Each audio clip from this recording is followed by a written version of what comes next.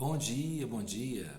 Mais uma terça-feira e nós aqui de manhã com o nosso compromisso diário do Evangelho segundo o Espiritismo, no capítulo 13 hoje, nossos grãozinhos no caminho.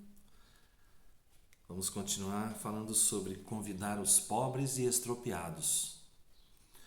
Dizia mais ainda ao que tinha convidado: quando deres algum jantar ou alguma ceia, não chames nem teus amigos, nem teus irmãos, nem teus parentes, nem teus vizinhos que forem ricos, para que não aconteça que também eles te convidem à sua vez e te paguem com isso. Mas quando deres algum banquete, convida os pobres, os aleijados, os coxos e os cegos, e serás bem-aventurado, porque esses não têm com quem te retribuir. Mas ser-te-á isso retribuído na ressurreição dos justos. Tendo ouvido essas coisas, um dos que estavam à mesa disse para Jesus: bem-aventurado o que comer o pão no reino de Deus. Quando fizeres um banquete, disse Jesus, não convides os teus amigos, mas os pobres e os estropiados.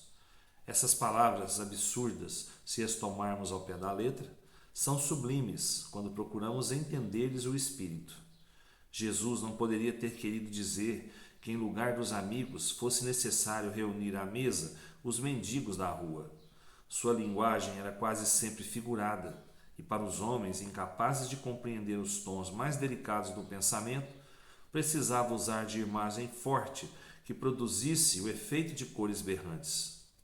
O fundo de seu pensamento se revela por estas palavras: e serás bem-aventurado, porque esses não têm como o que te retribuir.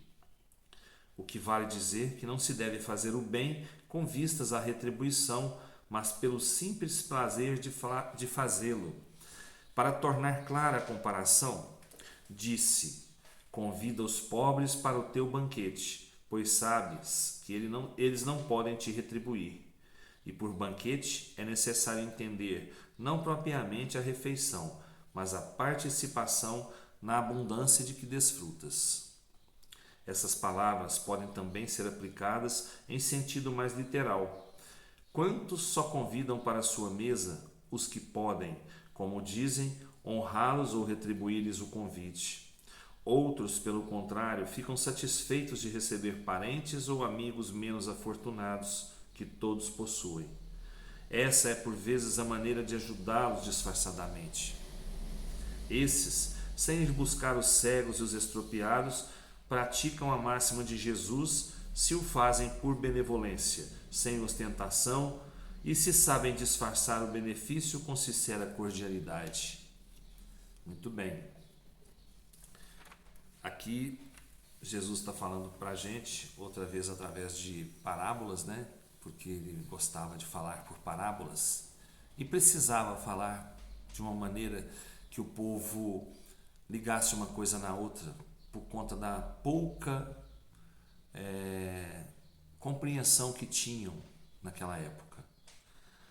Então, ele falando para a gente que a gente deve fazer a caridade sem esperar nada em troca, fazer por amor, praticar o bem sem nada querer daquilo, só por praticar, por fazer o bem, pela necessidade de ajudar o próximo, sem humilhar o próximo, com humildade, não esperando nada em troca.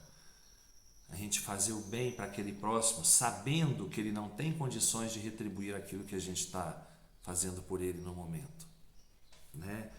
Quem vai retribuir para a gente o bem que a gente faz? É nosso Pai. É nosso Pai, de acordo com o nosso merecimento, de acordo com aquilo que nós fazemos aqui, não é? Com os nossos bônus, horas adquiridos aqui na Terra ainda, não no plano espiritual. Então quem vai saber o que nós merecemos e se nós temos merecimento é o Pai, né? Vamos praticar o bem por praticar o bem, por saber que aquilo é um ato de caridade, é um ato cristão, é um ato de amor, e que nós estamos beneficiando o próximo, certo? Estamos ajudando o próximo e com a certeza que lá do outro lado nós vamos ser beneficiados também, né? Pois é, Jesus usava muitas parábolas, dava uns exemplos que o povo compreendia, para ver se eles entendiam as suas palavras, o fundo do que ele queria dizer ali, das suas ideias, né? E muitas vezes nem assim o povo entendia na época. Mas é assim, né? Quando a gente estiver na abundância, vamos chamar para perto de nós aqueles que podem participar, que precisam participar da nossa abundância, né? Estamos com algumas coisas sobrando, vamos ajudar, vamos distribuir aquilo, vamos passar para frente, vamos fazer caridade, né? Não custa nada e é nossa obrigação como cristãos. É praticar a lei de amor ao próximo, é praticar a caridade, a máxima de Jesus, né? Caridade é o único caminho para a salvação. Mas vamos lá então, pessoal, né?